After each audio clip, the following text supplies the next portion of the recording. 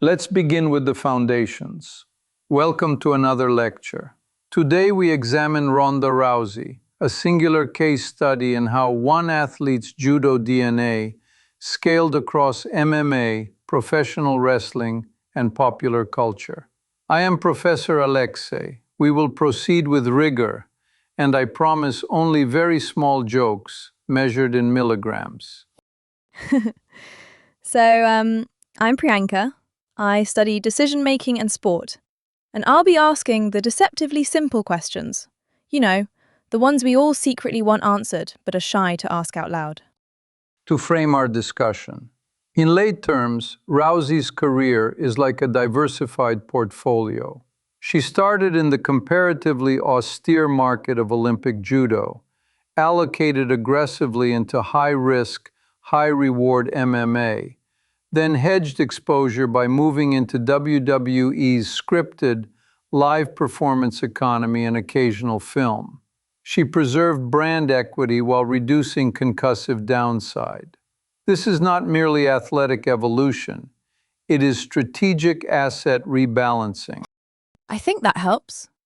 Maybe we can define a couple of terms. If someone is new to this, what exactly is an armbar, and why did it become like her calling card? It's important to understand. An armbar is a joint lock that hyperextends the elbow. In judo and Brazilian jiu-jitsu, it is a high percentage submission from top positions or after throws. Rousey systematized the chain. Clinch to hip throw or foot sweep to immediate arm isolation. And in MMA, this minimized striking exchanges. Fundamentally, she treated the cage as a compressed tatami, converting spatial advantage into time to finish. At bantamweight, that is to say, 135 pounds for women, this tactical economy produced multiple sub-minute victories. And kayfabe.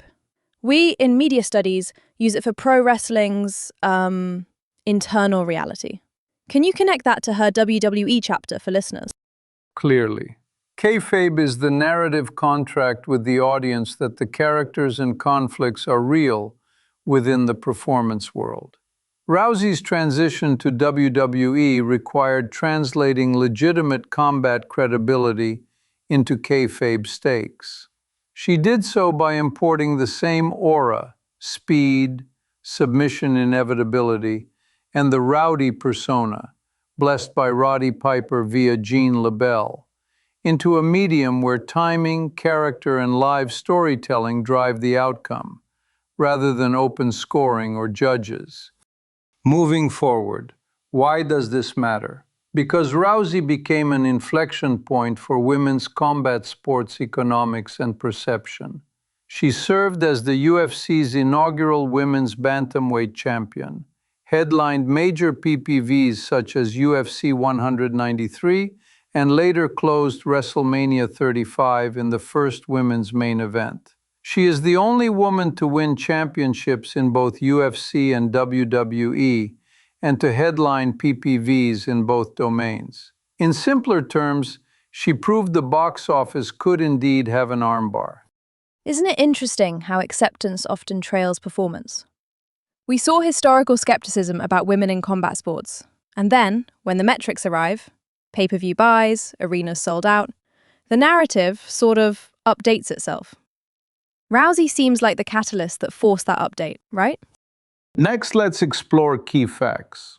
Biographically, born 1987, a childhood speech disorder required intensive therapy. In 2008, she won Olympic bronze at 70 kilograms, the first American woman to medal in Olympic judo since it became an official Olympic sport in 1992. In MMA, she turned professional in 2011, applied judo forward tactics, hip throws, overhooks, top pressure, and finished by armbar at alarming speed. In 2012, the UFC announced her as its first signed female fighter and its inaugural women's bantamweight champion. Notably, in 2013, she defended in the first women's bout in UFC history against Liz Carmouche, surviving a standing neck crank that dislocated her jaw before, yes, finishing by armbar. And there were those almost unbelievable quick finishes. Kat Zingano in 14 seconds, Alexis Davis in 16 seconds, Sarah Kaufman in 54 seconds after the very specific threat to rip off her arm. It created the feeling that fights might end before your popcorn cooled. This logically leads us to 2015, a hinge year. She diversified into film, published My Fight, Your Fight, and knocked out Bete Correia in 34 seconds, dedicating the win to Roddy Piper, who had died the day before. Then came the Holly Holm head kick in November 2015, a seismic upset that halted her streak. She later spoke candidly about the psychological aftermath, including suicidal ideation. The now famous purple pillow shielding her from paparazzi on return to the United States became a cultural image about vulnerability under scrutiny. As we continue. In December 2016, Amanda Nunes ended her final UFC bout early in round 1. Rousey was inducted as the first female in the UFC Hall of Fame in 2018, while simultaneously debuting in WWE. Her WrestleMania 34 in-ring debut, paired with Kurt Angle against Triple H and Stephanie McMahon, drew praise for unexpected polish. By 2019, she helped main event WrestleMania 35 with Becky Lynch and Charlotte Flair. The finish was kayfabe controversial regarding her shoulders, which of course is narrative fuel in that medium. Then, kind of a second WWE phase. She won the SmackDown Women's Championship twice in 2022, later teamed with Shayna Baszler to win and then unify the WWE and NXT Women's Tag Team titles in 2023. And she's been open about concussion history influencing retirement decisions. That honesty seems, instructive for athlete welfare debates we have now. Speaking of late chapters, in 2023, she made select independent wrestling appearances. Then, in 2026, she re-entered MMA for a one-off under Most Valuable Promotions at the Intuit Dome, submitted Gina Carano by armbar in 17 seconds, and then reiterated retirement to focus on family. Also in 2026, she appeared at AEW's Revolution pay-per-view, confronting timeless Toni Storm, which, if you will, extends the cross-promotional thread without committing to a full-time tour. Before we get to the complexities, a personal note. As a one-time judo hobbyist possessed of an academic's timing, I admire how she made the throw to armbar feel like a well-composed endgame in chess. One exchange, minimal moves, maximum inevitability. It brings us to the larger questions we must evaluate. Let's start with the history. Big question 1. How did Rousey influence the acceptance of women in mainstream combat sports? We observe a confluence: elite judo pedigree, rapid MMA finishes, media fluency, and, crucially, institutional endorsement. In August 2012, Showtime aired a two-part all-access. That same month, Dana White publicly telegraphed that the first woman in the UFC octagon would likely be Rousey within a decade. And indeed, she was signed in November. By February 2013, she headlined UFC 157, defended the title, and produced metrics justifying future cards. I'm curious about the media's role here. Did coverage manufacture demand, or did her finishes and persona generate the coverage? I mean, we saw ESPNW naming her to Impact 25, the ESPN fan poll in 2015, calling her the best female athlete of all time. And major films. Is this a feedback loop or a one-direction push? To elaborate, the data suggests a bidirectional loop. Her seconds in cage efficiency was statistically extreme. Several title defenses ended in under a minute, which is rare even for dominant champions. That brevity made every entrance appointment viewing. Media then amplified the mythos. Showtime features, mainstream films, and viral WWE moments, such as the WrestleMania 31 segment with The Rock. This leads institutions to take bigger risks. All-women PPV headliner at WWE Evolution in 2018. WrestleMania main event in 2019. It's not merely storytelling. It is economic validation made legible through narrative. And maybe a final note on that first question. Valentina Shevchenko later surpassed her total of UFC women's title defenses. But that doesn't reduce the catalytic effect Rousey had in sort of opening the marketplace. We can hold both ideas at once. Let's transition to another aspect.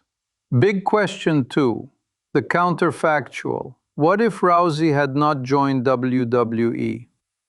Mathematically, the expected value of continued MMA after 2016 declines due to accumulated damage and a metagame increasingly hostile to her striking defense. Remaining exclusively in MMA could have invited rematches with adverse stylistic matchups. Alternatively, a pivot to featherweight and a long-debated clash with Chris Cyborg at 145 pounds might have occurred, though the historical record shows she insisted on bantamweight at key points. Without WWE, she still had film and authorship. However, she would have forfeited the rare distinction of holding major titles in both UFC and WWE and headlining pay-per-views in both environments. Can we maybe now look at alternative MMA paths others took? Like Kayla Harrison went from Olympic judo to MMA. Holly Holm switched from elite boxing and kickboxing to MMA. Gina Carano pivoted from early MMA to acting. If Rousey had stayed, would we expect a trajectory more like Harrison's competitive build, or more like Carano's exit into entertainment without returning to the cage? In this context, we can infer that Rousey's actual path optimized for health, longevity of brand, and cross-audience retention. WWE reduced exposure to unconstrained head trauma while sustaining star positioning. Consider Brock Lesnar as a male analog in reverse, or Holm as a case of cross-discipline mastery staying inside MMA. Rousey's hybrid approach, WWE, selective indie appearances, then a single 2026 MMA bookend, versus Carano, created narrative closure without reopening a multi-fight campaign. From a decision theory standpoint, it is a satisfying choice under risk and identity constraints. On to our next point. Big question 3. Present-day open questions about legacy. First, scope. Her sequence of firsts. First UFC women's signee. First women's UFC bout. First female UFC Hall of Famer. First women's WrestleMania main event. Maps the commercialization of women's combat sports in the 2010s. Second, durability. Records evolve. Shevchenko passing her defense tally illustrates healthy ecosystem growth. Third, diffusion. Her influence on training norms, especially the clinch to submission chain, and on media strategy for women's divisions, remains ongoing. What comes to mind next is research on athlete transitions. We talk about concussion history shaping choices. Rousey has cited that in leaving pro wrestling later on. We also talk about identity foreclosure and reopening identity through new roles. Are there key unanswered questions we still need data for? It is worth noting 3 research gaps. 1. Longitudinal health outcomes for cross-industry combat athletes who reduce live fire exposure by transitioning to scripted performance. 2. Market elasticity. How much of women's combat sport demand was person-specific versus infrastructure-level aftershocks? In other words, how durable is the audience after a star exits? 3. Technique translation. How cross-dominance, for example Rousey's handedness versus her judo side and striking stance, affects timing windows in hybrid rule sets. Each requires careful data collection, not just memoir and memory. And maybe a softer, human note. Rousey's mother once woke her with arm bars. At 13, she broke her mother's wrist in training. She cried after sessions between 2002 and 2005, and yet she kept going. That, in a way, is the through line, the capacity to metabolize adversity into momentum, even when the medium, judo mat, octagon, or ring, keeps changing. In conclusion, Ronda Rousey parlayed an Olympic judo base into an MMA reign defined by tactical economy and cultural reach, then reframed that aura inside WWE's narrative architecture. We asked 3 questions: her role in legitimizing women's combat sports, the counterfactual where she forgoes WWE, and open questions about legacy and health. For further study, we recommend rigorous work on post-peak athlete transitions in combat sports, including health, brand, and technique translation. Thank you for listening. This then completes our present analysis. So I guess that kind of sums it up. Thank you, Professor, and thanks everyone for joining us on another lecture. We'll see you next time.